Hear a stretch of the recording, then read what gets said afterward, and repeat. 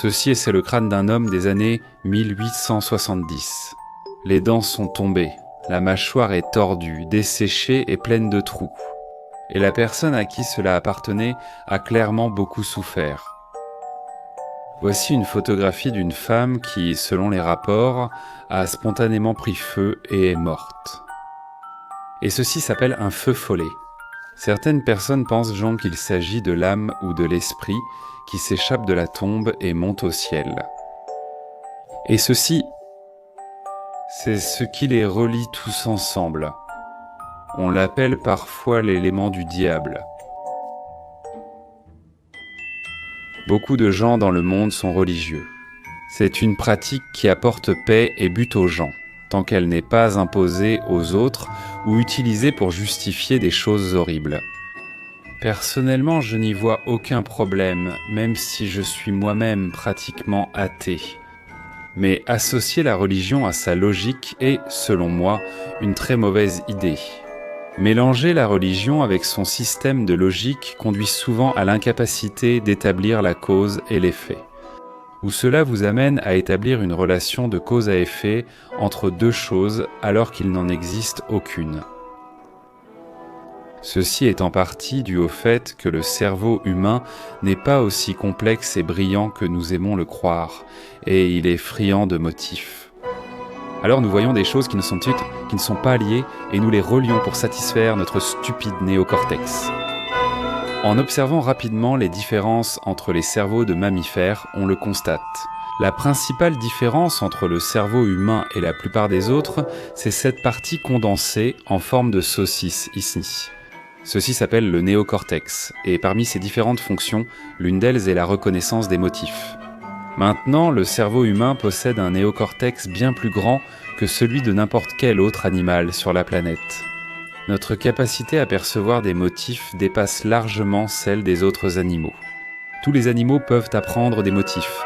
C'est un mécanisme de survie. Les animaux incapables d'apprendre des motifs finissent par disparaître, comme le dodo. Le dodo a disparu lorsqu'un prédateur, c'est-à-dire nous, a été introduit dans son environnement. Et ils n'ont pas su reconnaître le lien entre l'apparition des humains et la disparition des dodos.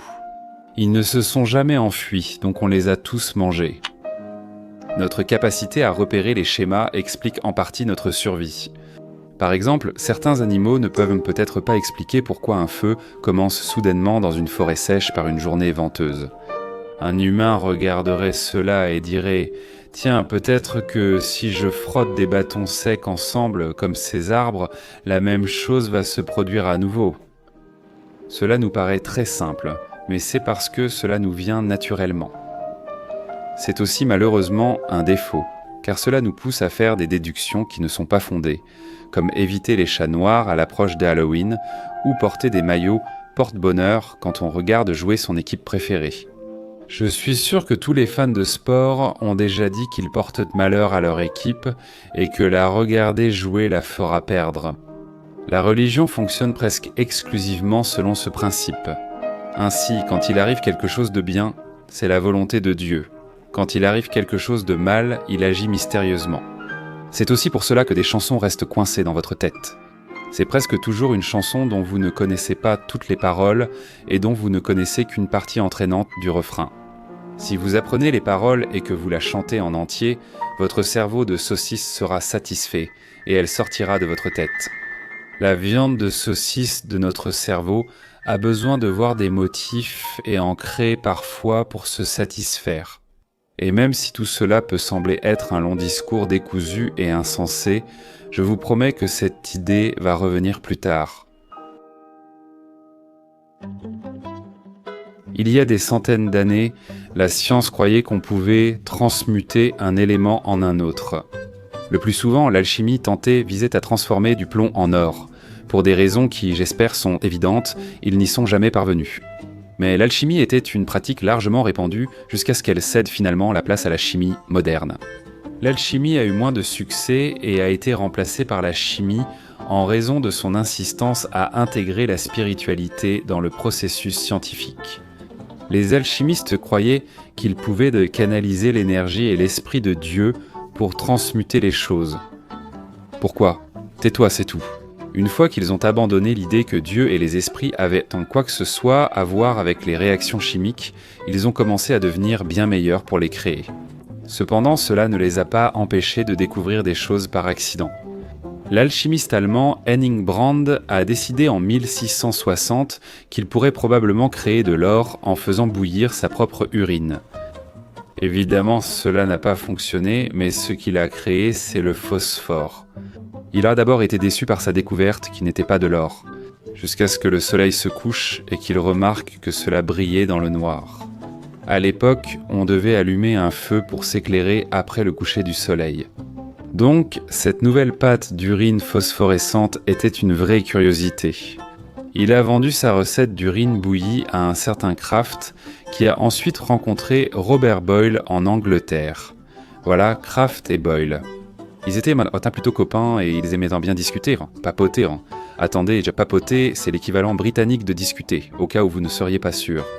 Le problème, c'est que Kraft a un peu trop bavardé et a accidentellement donné trop d'indices sur la recette. Robert Boyle, capitaliste industrieux, l'a volé et créé sa propre version du produit chimique. Et il a eu la brillante idée de tremper des éclisses en bois dans le mélange. Le phosphore est une substance cireuse qui se présente sous plusieurs formes différentes, distinguées par leur couleur. Le phosphore blanc est la forme la plus instable. Exposé à l'oxygène, il brille dans le noir via une réaction chimique froide nommée chimiluminescence. Il est extrêmement inflammable, tellement inflammable en fait qu'au contact de l'air, il s'enflamme. J'ai tenté d'en obtenir pour vous montrer, mais il sert aussi à de nombreuses activités illicites, comme fabriquer drogue et explosifs. J'ai demandé au laboratoire si je pouvais en avoir pour expérimenter. Des hommes en costume sombre ont fouillé mon sous-sol pour chercher ces plantes illicites. Heureusement, ils ignoraient les prostituées mortes dans mon sous-sol. En 1980, un homme de 73 ans, nommé Henry Thomas, a été retrouvé mort chez lui. Je dis retrouvé, mais en fait, seul son crâne et le bas de ses jambes ont été retrouvés. Le reste de son corps et la moitié de la chaise avaient été entièrement incinérés. Étrangement, les jambes restantes étaient encore entièrement vêtues, ce qui suggère un feu intense mais très bref. La police et les enquêteurs des pompiers ont tous deux examiné les lieux, le corps et les dangers potentiels et ont déterminé qu'il n'y avait aucune source d'incendie.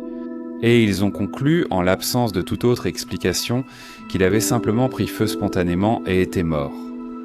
C'est ce que j'imagine qu'il arrivera aux fans d'André Tate chaque fois qu'ils traverseront l'école. Au fil des décennies, de nombreuses personnes ont été retrouvées dans des circonstances très similaires, littéralement réduites en cendres, sans explication évidente quant à la façon dont cela s'est produit. Il y a des thèmes communs dans toutes ces combustions. Les victimes sont souvent des alcooliques. Elles sont généralement fumeuses. La plupart du temps, il s'agit de femmes âgées et elles sont toujours seules. Personne n'a jamais été témoin d'une combustion spontanée et cela n'a jamais été enregistré dans des conditions scientifiques. Dans le passé, le fait que les victimes étaient alcooliques a amené les gens à croire qu'il s'agissait d'une punition pour avoir succombé à l'addiction à l'alcool. Je t'avais prévenu que la cervelle de saucisse reviendrait. Avec les avancées scientifiques, ils ont cherché des explications plus rationnelles. Et dans de nombreux cas, les corps se trouvaient près d'une source d'ignition, ce qui a été ignoré au profit d'une explication plus spirituelle. Mais parfois, comme dans le cas du pauvre vieux Henry Thomas, il n'y avait aucune explication.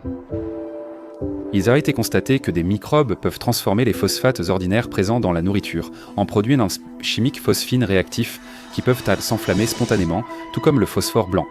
En fait, certains de ces produits chimiques phosphorés hautement inflammables ont été détectés à la fois dans les excréments humains et animaux. Cela signifie qu'il existe en réalité une explication scientifique théorique selon laquelle des microbes auraient transformé des phosphates naturellement présents en phosphines combustibles, qui s'enflamment et tuent la victime.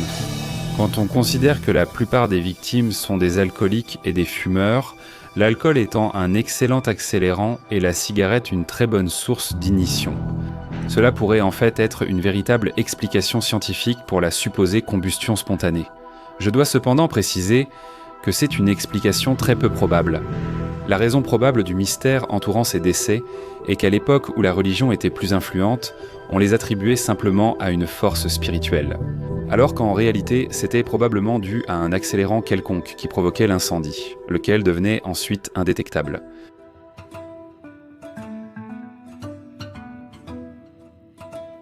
Nous avons laissé l'histoire de Bobby Boyle juste après qu'il ait volé la recette du phosphore à son ami ivre. Mais ça ne s'arrête pas là. Au XIXe siècle, Robert Boyle a trempé des bâtonnets en bois dans du phosphore, permettant de les enflammer en les frottant sur une surface rugueuse. Et ainsi l'allumette est née.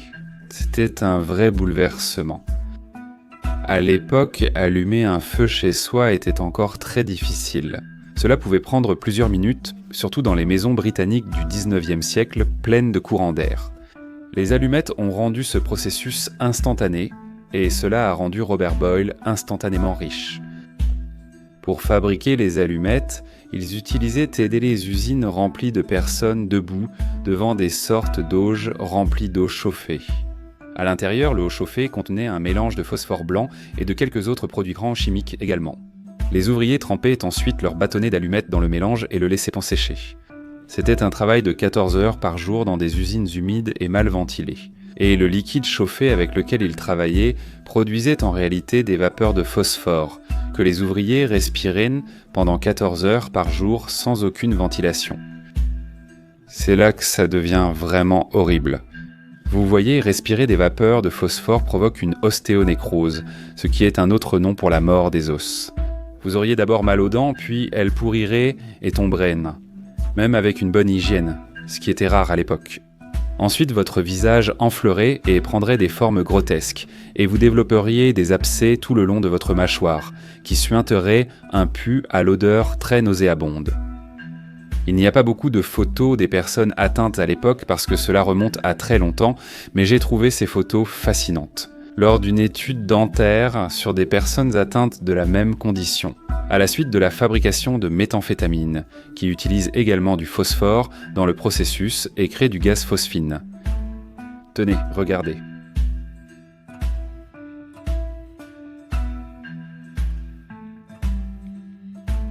Maintenant, finalement des trous apparaîtraient sur votre visage, car ils se décomposeraient le long de la mâchoire au point que l'os lui-même commencerait à apparaître en dessous. Dans certains cas, l'os avait absorbé tellement de phosphore qu'il commençait réellement à briller dans le noir. Tout cela causait une douleur extrême à la personne concernée. La seule solution était d'éloigner la personne de toute exposition au phosphore. Et donc les usines, par bonté et souci pour leurs ouvriers, les retiraient en toute sécurité et les compensaient pour leur temps d'absence au travail. Je plaisante, ce ne serait pas très capitaliste du 19e siècle, n'est-ce pas ? Ce qu'ils faisaient à la place, c'était simplement amputer la mâchoire directement du visage pour qu'ils puissent continuer à travailler. Et les propriétaires d'usines pouvaient en continuer à extraire ces doux profits juste après avoir extrait à leurs ouvriers la capacité de mâcher des aliments solides. Maintenant, vous pourriez demander « Que se passe-t-il s'ils ne retirent tout simplement pas la mâchoire ?» Rien de spécial, juste le phosphore qui migre vers les organes internes, causant leur défaillance puis la mort. Ces ouvrières bandiles étaient payées à des salaires extrêmement bas. Elles travaillaient pendant de très longues heures, 6 jours par semaine, et elles étaient physiquement maltraitées et recevaient en somme de lourdes amendes chaque fois que les patrons estimaient que quelqu'un ne travaillait pas assez dur. C'était à peu près aussi proche de l'esclavage qu'on peut l'être sans être légalement défini comme esclave. Ce sont ce genre de conditions et ce risque énorme pour la vie. Ces conditions ont poussé les ouvrières des usines d'allumettes à faire grève en 1888 et à créer le premier syndicat ouvrier du Royaume-Uni. Les femmes défilaient chaque jour dans les rues et finalement elles ont marché sur le Parlement, où les députés ont été impressionnés par leur courage à tenir tête à leurs employeurs abusifs, pourtant très bien connectés politiquement. Cela a permis d'améliorer les conditions de travail, la ventilation et de mettre fin aux punitions physiques et aux amendes des employeurs. 1 an plus tard, cela a aussi poussé les dockers britanniques à faire grève pour améliorer leurs conditions de travail, tout aussi difficiles et dangereuses. C'est aussi l'histoire de la création du Parti travailliste britannique. Parfois, lorsqu'on traverse un cimetière la nuit, une lumière vive s'échappe d'un cercueil récemment enterré. Certaines personnes croient qu'il s'agissait de l'âme du défunt montant au ciel. On observe désormais cela aussi au-dessus des tourbières et marais. Et le folklore nous disait qu'il s'agissait de personnes mauvaises, qui avaient commis des péchés terribles, et que Dieu les avait condamnées à errer sur la terre pour toujours, avec seulement un unique charbon ardent pour se réchauffer. Ce charbon était alors utilisé pour attirer des voyageurs innocents vers leur mort dans les marais, en leur faisant croire qu'il s'agissait d'une personne portant une lanterne. Et ainsi, la direction semblait sûre à suivre uniquement pour que ces personnes découvrent qu'elles s'enfonçaient vers leur mort dans les marais. La véritable explication, cependant, vient de notre ami Phosphore. Les tourbières et marais contiennent souvent peu de méthane et de phosphine à cause de processus naturels. Ce gaz s'échappe alors et la phosphine réagit avec l'air, créant la lueur que les gens associent au feu follet. Un phénomène similaire a lieu dans les cimetières, car les corps en décomposition libèrent aussi divers gaz. Ces gaz peuvent aussi contenir du phosphore, qui réagit avec l'air exactement de la même manière et crée une lumière flottante semblable à un esprit qui flotte sans danger dans la nuit. Voici la véritable et totalement fascinante histoire du phosphore. C'est l'histoire de la façon dont nous pouvons aveuglément attribuer des choses explicables à l'inexplicable, et c'est aussi l'histoire horrible de la souffrance industrielle. Alors la prochaine fois que vous vous énervez parce que vous n'arrivez pas à allumer une allumette correctement, gardez simplement à l'esprit ceux qui ont souffert et sont morts, pour créer ce petit bâton trempé dans de l'urine bouillie.